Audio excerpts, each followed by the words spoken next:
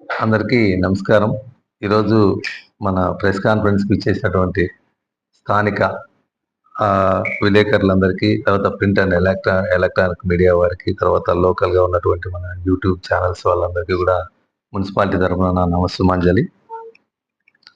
మేము ఈరోజు మీ అందరితో ఒక విషయాన్ని పంచుకోవడానికి ఇక్కడ రా రావాలని ఆహ్వానించడం జరిగింది. మా ఆహ్వానాన్ని మన్నించి అందరూ ఇక్కడికి వచ్చినందుకు మరొకసారి మీ అందరికీ ధన్యవాదాలు తెలియజేస్తున్నాను. ఏంటంటే ఇటీవల ఒక 2 విషయాల్లో కొంచెం ప్రజల్లో గానియండి, మిగతా అన్ని చోట్ల మనకి ఇచ్చినటువంటి వార్తా ప్రసారాల్లో వచ్చే అంశాల వల్ల కొంచెం ఒక విభిన్నమైనటువంటి ఆలోచనలు, తర్వాత ఏం జరుగుతాంది, ఏం జరగలేదు, అసలు మున్సిపాలిటీలు ఏం జేస్తన్నారు, అసలు ప్రజల సొమ్మును ఎక్కడన్నా పక్కదారి పడతాందా అనేటువంటి ఒక ఆలోచన విధానాన్ని రేకెత్తించే విధంగా మనకు ఒక 2 మీటింగుల ద్వారా రావడం జరిగింది బయటికి. సో వాటిని క్రోడీకరించి మనం చెప్తే మన బీజేపీకి సంబంధించినటువంటి సార్ పేరు ప్రదీప్ రెడ్డి గారు వారి నాయకత్వంలో గత 15-20 రోజుల కిందట ఒకసారి రావడం జరిగింది. అందరూ వచ్చేసి వారు మాట్లాడడం ఏంటంటే, సార్ ఇట్లా మీకు ఏదైతే వెజిటబుల్ మార్కెట్లో ఉందో అక్కడ ఉన్నటువంటి 2 వీలర్ స్టాండ్‌కి మీరు ఎవరికైతే పర్మిషన్ ఇచ్చారో వాళ్ళు మున్సిపల్ కమిషనర్‌కి 6,000 రూపాయలు రోజు కడతాన్నాం మేము. రోజు ఇచ్చేస్తున్నాం మేము డబ్బులు. కాబట్టి మేము ఎంతైనా వసూలు చేసుకోవచ్చు అనేటువంటి విధానంలో వాళ్ళు ప్రవర్తిస్తున్నారు. తర్వాత వాళ్ళు కొంచెం పద్ధతిగా కూడా సరిగా లేదు వాళ్ళది. తర్వాత దాన్ని కొంచెం స్ట్రీమ్‌లైన్ చేయండి సార్ అని వచ్చారు ఇక్కడికి. సార్ నేను కూడా వారు చెప్పంగానే నేను కూడా కొద్దిగా ఆశ్చర్యానికి లోనైనా. మున్సిపల్ కమిషనర్‌కి 6,000 ఇవ్వడం ఏంటి అని నేను కూడా అనుకున్నాను. సరే వెంటనే నాకు గుర్తొచ్చింది. 6,000 రూపాయలు వాళ్ళు మా చలానా కట్టి మన ఖజానాకు, మన జనరల్ ఫండ్ ఖజానాకు ప్రతిరోజు చెల్లిస్తుంటారు 6,000 రూపాయలు అనేది గతంలో నేను ఒకసారి వెళ్ళినప్పుడు అక్కడ ఆ చర్చకి రావడం జరిగింది. అయితే ఇది గత అంటే 2025, 26 మనకు ఈ ఆర్థిక సంవత్సరం ప్రారంభమైనప్పుడు అప్పుడు 13/3/2025న మన సిఆర్ నంబరు సిఆర్ అనుసరించి ఆ రోజు గెజిట్ నంబర్ 17/2025 మేరకు గౌరవ జిల్లా కలెక్టర్ గారు వారి చేత ఆమోదించబడినటువంటి ఏదైతే ఈ గెజిట్ యొక్క సారాంశం ప్రకారంగా వాళ్ళు 10 రూపాయలు ఇవ్వడం జరిగిందండి. 10 రూపాయలు వసూలు చేయడం జరుగుతున్నది ఇక్కడ. ప్రతి స్కూటర్కి, మోటార్ సైకిల్కు, ఆటో రిక్షాకు 10 రూపాయలను చేయడం జరిగింది. అయితే ఇక్కడ ఒక చిన్న అంశం అక్కడ ఉన్నటువంటిది ఏంటంటే, వారు చెప్పిన అభ్యంతరం ఏం చెప్పారంటే, మీకు ఎక్కడైనా స్కూటర్ కానివ్వండి, ఆటో కానీ వచ్చినప్పుడు మీ స్టాండ్లో నిలిపి బయటికి పోయినప్పుడు తీసుకొని వెళ్ళినప్పుడు మాత్రమే 10 రూపాయలు వసూలు చేయాలి. కానీ మేము ఎవరైనా బండి వేసుకొని పోయి ఇలా బయటకు వెళ్ళి ఎగ్జిట్లో వెళ్ళేటప్పుడు మమ్మల్ని నిలిపి దీనికోసమే వచ్చినారు కదా అని 10 రూపాయలు వసూలు చేస్తున్నారు సార్, ఇది తప్పు కదా అని చెప్పేసి అన్నారు. సరే మనం దాన్ని కూడా దృష్టిలో పెట్టుకొని సరే అండి మేము దాన్ని ఒకసారి స్ట్రీమ్లైన్ చేస్తామని చెప్పడం జరిగింది. సరే ఆ వెంటనే నేను నెక్స్ట్ డే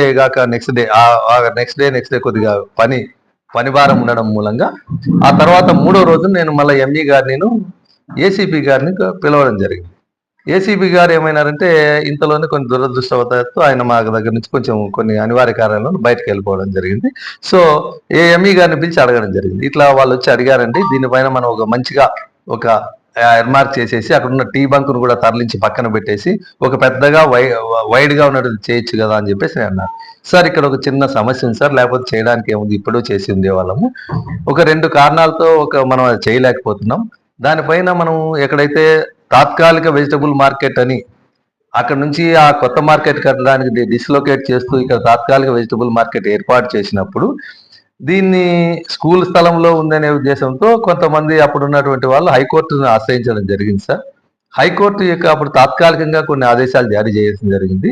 యథాతథ స్థితి కంటిన్యూ చేయండి, పర్మనెంట్ స్ట్రక్చర్స్ ఏవి అక్కడ కట్టద్దండి అని అనడం మూలంగా దాంట్లో అక్కడ ఉన్నటువంటి టాయిలెట్స్ కానీ పర్మనెంట్ గా కట్టలేక టాయిలెట్స్ కూడా టెంపరీ టాయిలెట్స్ అప్పటికి ఏవైతే షెడ్యూల్ కంప్లీట్ అయినాయో అవి అంతటితో ఆగిపోయినాయి సార్.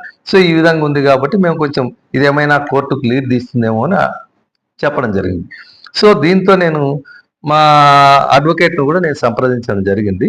బట్ అయితే వాళ్ళు లేఖ రాయమన్నారు. ఆ లేఖ కూడా రాసి పంపిస్తాను నేను. 2-3 రోజుల కిందట కూడా మళ్ళీ వారితో వేరే కేసుల విషయం మాట్లాడినప్పుడు ఇలా ఉందండి, ఒకసారి మన కేసును అక్కడ ఏం జరుగుతుంది, ఒకసారి హైకోర్టులో ఉన్నటువంటి మన కేసును ఒకసారి పరిశీలన చేసి మాకు చెప్తే మేమైనా అఫిడవిట్ ఏమైనా సబ్మిట్ చేయాలన్నా, తర్వాత ఇంకేమైనా కావాలన్నా అనేది కూడా చెప్తానని చెప్పడం జరిగింది. సో అందువలన మనము అక్కడ సపరేట్ మార్కెట్ వారికి ఏదైతే ప్రదీప్ రెడ్డి గారికి చెప్పామో దాన్ని అక్కడ ఏర్పాటు చేయలేకపోయినాం. తర్వాత వాళ్ళు ఏదైతే చూపించారు అక్కడ 10 సంతకం లేకుండా ఇచ్చినారు అని అంటే తర్వాత వీళ్ళు ఒక కాంట్రాక్టర్కి అప్పుడు ఉన్నటువంటి కమిషనర్ డీజన్ కమిషనర్ గారే అప్పుడు ఏర్పాటు చేయడం జరిగింది. సో దాన్ని నేను రివైవ్ కూడా చేయలేదండి. సో దాన్ని ఎవరు కూడా పెద్దగా మనకు కంప్లైంట్స్ అంటే ఈ మధ్య ప్రదీప్ రెడ్డి అన్న వాళ్ళు వచ్చి మా దగ్గర కంప్లైంట్ చేసేంత వరకు కూడా ఇలాంటి సంఘటన జరుగుతుందన్న విషయం చెప్పలేదు అక్కడ. ఎవరు చెప్పలేదు ఇంతవరకు కూడా. అక్కడ ఏమేమి జరుగుతుంది, స్కూటర్ వాళ్ళు ఇట్లా చేస్తున్నారని అలా చేస్తున్నారని చెప్పలేదు. సో దీనివల్ల మనం పర్మనెంట్గా దానికి స్ట్రక్చర్ ఏర్పాటు చేయలేకపోవడానికి అదొక రీజన్ కాబట్టి మనం చేయలేకపోయినాం. తర్వాత వాళ్ళని పిలిచి నేను చెప్పడం జరిగింది. వెంటనే ఆర్ఓ గారు ఆ రోజు లేరు నాకు అందుబాటులో, ఆర్ఐ గారిని పిలిచేసి వెంటనే ఇలాంటి కంప్లైంట్స్ రాకోకుండా దయచేసి మీరు అక్కడ ఎవరైతే మీరు అక్కడ వెళ్ళి దాన్ని పర్సూ చేయండి, సిగ్నేచర్ చేసి కంపల్సరీగా ఎవరైతే దాన్ని ఇస్తారో వాళ్ళు సిగ్నేచర్ చేసి ఇచ్చేలాగా చర్యలు తీసుకోండి అని దానిపైన కూడా చెప్పడం జరిగిందండి. ఇక రెండో అంశం ఏంటంటే మళ్ళీ మొన్న ఒక యూట్యూబ్లో మళ్ళీ ఒక వీడియో ఒకటి రావడం జరిగింది. ఆ రోజు ఏం మాట్లాడినారంటే సారు ఇది చేపల మార్కెట్ గురించి మాట్లాడండి, చేపలు ఇది కిరాణా దీని గురించి మాట్లాడారు. ఇది కూడా ఈ గెజిట్ అనుసరించే ఉందండి. ఈ గెజిట్ లోనే ఉంది 50 రూపాయలు అనేది. 17/2025లో ఉన్నటువంటి గెజిట్ 13/3/2025 ఏదైతే గవర్నమెంట్ డిక్లేర్ చేసి ఇచ్చినటువంటి gazette according to municipal council resolution తీర్మానం మేరకే అందులోనే ఇవ్వడం జరిగింది. అయితే అక్కడ 350 రూపాయల స్లిప్ ఎందుకు కనపడుతుంది సార్ అని మీకు డౌట్ రావచ్చు. అంటే ప్రతిరోజు వెళ్ళి మార్కెట్ దగ్గర తీసుకోకుండా వారానికి ఒక రోజు నేను కూడా క్వశ్చన్ వేశాను, 350 ఎందుకు వస్తుంది అని ఆర్ఐని అడిగాను. సార్ ప్రతిరోజు వెళ్ళి చేయలేక దాంతో వారానికి ఒక్కసారిగా తీసుకొని చేస్తున్నాం సార్, 7/5లో 35 రూపాయల ప్రకారం 350 తీసుకుంటున్నాము, దీంట్లో ఇంతవరకు అదే జరుగుతుంది సార్.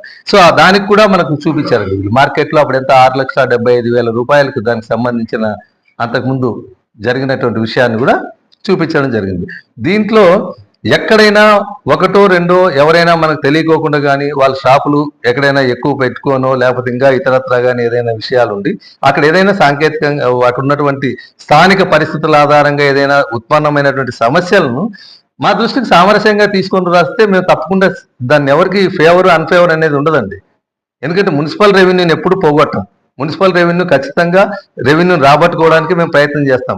మీకు అందరికీ తెలుసు, ఏదైతే మనము మొన్న ఎగ్జిబిషన్ చేశాం, ఎగ్జిబిషన్లో కూడా నా పైన అనేక వచ్చాయి వార్తలు రాశారు. కానీ గతంలో కంటే ఇంకా ఎక్కువగా వచ్చింది. ఇక్కడ 1,91,44,000 రూపాయలకు పాట పాడారు. అందులో మా ప్రమేయం ఏం లేదండి. అది అక్కడ సిచ్యుయేషన్ ఆధారంగా ఎవరికి వాళ్ళు పోటీదారులుగా పాడినారు. ఇందులో కొత్తగా మనం చేసింది కానీ ఇదేం లేదండి. కాబట్టి ఇక్కడ ఎక్కడా కూడా ప్రభుత్వ ఆదాయానికి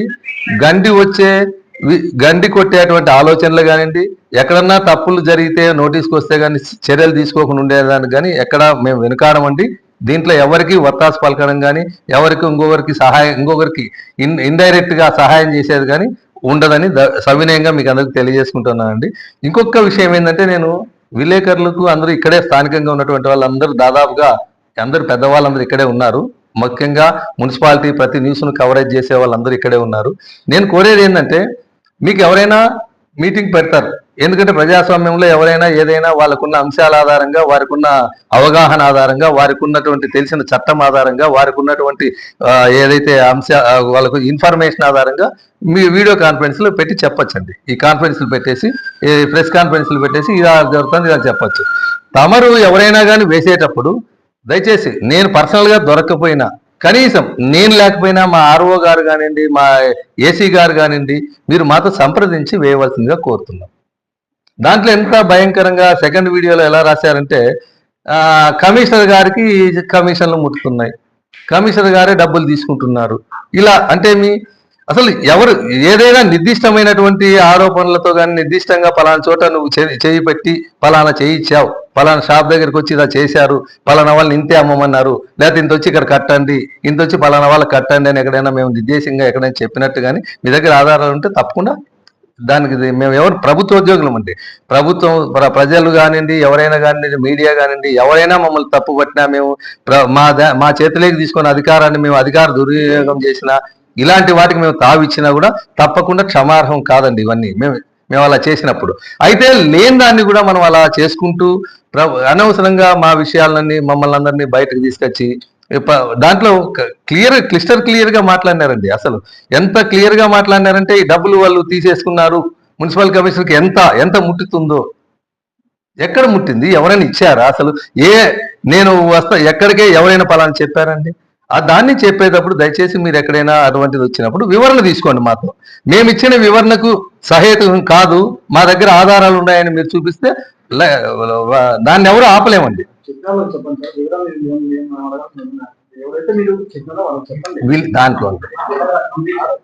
దాంట్లో నేను మాట్లాడుతాను, ఏం మాట్లాడలేదండి. దాంట్లో వచ్చిన దాన్ని ఎవరికైనా మీ నోటీస్కి వచ్చినప్పుడు మీరు చేయాలి, మీరు ఎక్కడైనా న్యూస్లో వేస్తున్నప్పుడు కానివ్వండి, ఏదైనా వచ్చినప్పుడు కానివ్వండి, మమ్మల్ని వివరణ తీసుకోండి. లేదంటే నేను కానీ మా ఏసీ గారు ఉంటారు, మా ఆర్ఓ గారు ఉంటారు, అందుబాటులో ఉంటాం. అందులో ఈ రెవెన్యూకి సంబంధించిన ప్రతి అంశము కూడా రెవెన్యూ డిపార్ట్మెంట్ నుంచినే వెళ్తాయి. దానికి వాళ్ళే కలెక్షన్ అంతా పర్యవేక్షణ చేస్తుంటారు. వచ్చిన అమౌంట్ అంతా ఖజానాకి చేరుతుందా లేదని కూడా పర్యవేక్షణ చేస్తుంటారు. అన్ని రకాల సమాచారం వాళ్ళ దగ్గర ఉంటుందండి. మీకు ఏదైనా కానీ క్వశ్చన్కి సమాధానం ఉంటుంది తప్పకుండా. దీంట్లో ఎవరు అతీతులం అయితే కాదు. మేము తప్పు చేసినా మా ఎవరికైనా శిక్షకు గురవుతాము, దాంట్లో అనుమానమే లేదు దీంట్లో. కాబట్టి దయచేసి ఇది ఉన్న అంశమని మీకు అందరికి తెలియజేస్తున్నాను. ఇది కేవలం 50 రూపాయలు కానీ 10 రూపాయలు కానీ పెట్టినటువంటి అంశం, ఇది ఎవరో తీసుకున్న నిర్ణయం కాదు, గెజిట్ లో వచ్చినటువంటి అంశం అనేది తెలియజేయడం కోసమే మీకు అందరినీ ఇక్కడికి ఈరోజు పిలవడం జరిగింది.